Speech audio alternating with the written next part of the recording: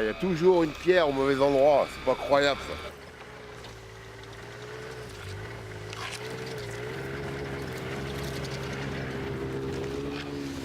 Deux, trois, go. Voilà, c'est bien que ça.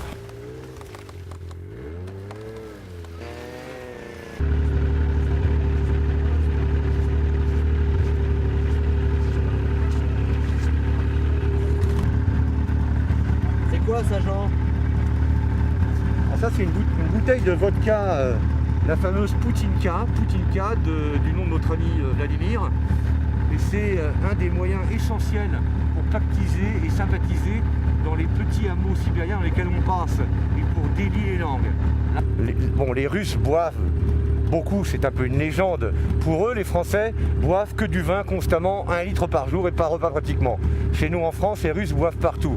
Là, on est dans les périodes de fêtes de fin d'année, donc effectivement, depuis le 30, tout le monde boit un peu, le 31 c'est très arrosé, mais dans les hameaux les plus perdus, c'est un peu un passe-temps, ils sont obligés de boire parce qu'ils attendent quoi, ils ne le savent même pas parfois, vu que le pays est un peu en déliquescence, surtout en Sibérie.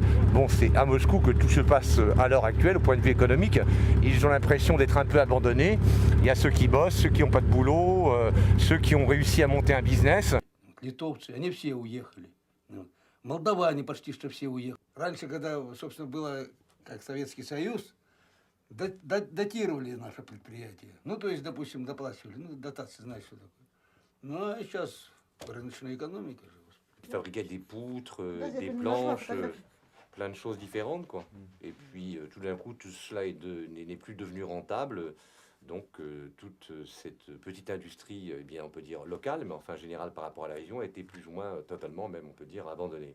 Tant qu'il a fallu du bois et qu'on pouvait le transporter par voie fluviale, c'était encore relativement rentable à l'époque soviétique où tout était subventionné.